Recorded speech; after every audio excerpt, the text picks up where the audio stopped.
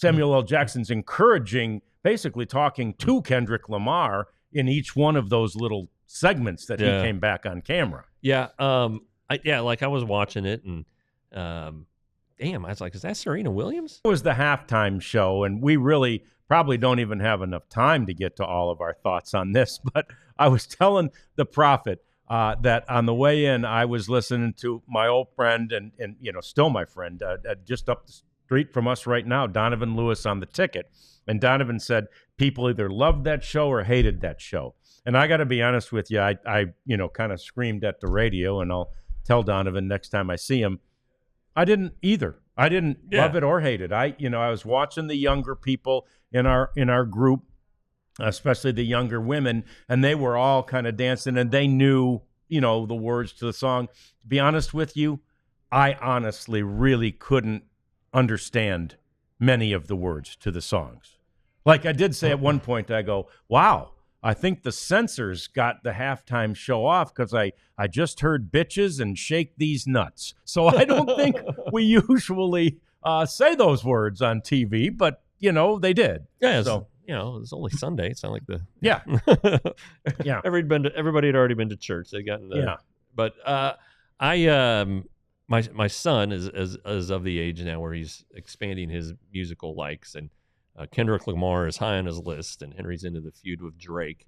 So that's what Henry was looking out for, and as a result, that's what I was looking out for. So I missed all the subtle stuff in between, like the messaging that Elijah told us about with and Sam Jackson being Uncle Sam, but it's kind of tying in the politics. And I guess at one point there's a line in which he said something effective, there's a revolution coming and you just picked the wrong guy, which was a shot at the president who was in attendance. So anyway, whatever. Well, I loved the reaction, from the people who were like Donovan said, who loved it. And I thought it was a slick and a fine performance.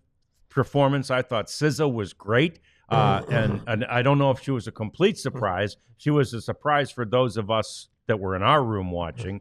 And then, so it was, I thought everything was done well. It was a really, really good and really slick. And I did, by the way, I watched the Grammys last week, and I saw Kendrick Lamar win 5 or 6 Grammys last week. So I knew we were dealing with, a certain amount of musical royalty here right now. But I just, I didn't know until we talked to Elijah this morning, much of the messaging that people heard and that people responded to came from Samuel L. Jackson, right?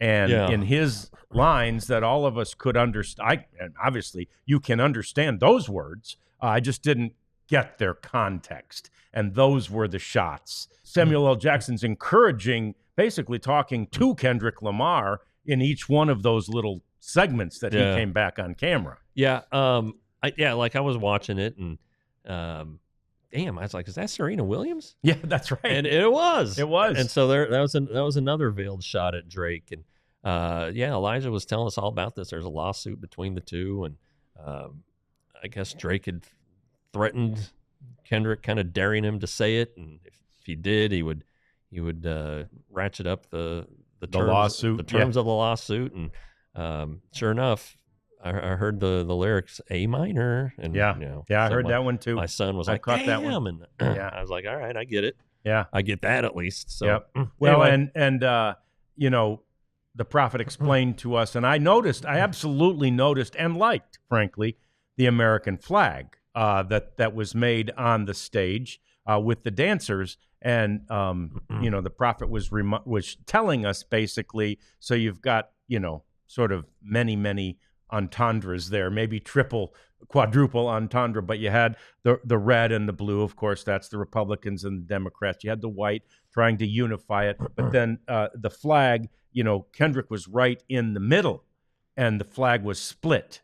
Essentially a reference to the fact that America is split right now. It's not necessarily split down racial lines, although there's certainly always that. But right now it's split, I think, with that red and the blue. And then ultimately Kendrick, and I wish he could, right? But ultimately he brought it all back together, and the red and the blue and the white all began to dance, in unity together. And that was I missed the imagery there.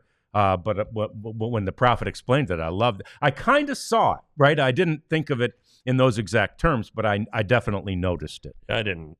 You didn't? Yeah. Went right over my head. Right over your head. Yeah. But hey, I mean, the Democrats are going to need somebody to run at the top of the ticket in 28. Maybe so, Kendrick. Hey, Kendrick might be the guy. That's the guy. Bring them together. That's the guy. I love that idea. So anyway, it was interesting. It was fun. Republicans need somebody too, by the way. What's that? The Republicans are going to need a good point. Too. Yeah, heck of a point. Yeah. So it was fun. It was the first hip hop artist to headline at the Super Bowl, and I thought it was great. I thought it gave America, maybe the masses in America, a glimpse at a different side of the musical industry that maybe they never availed themselves to.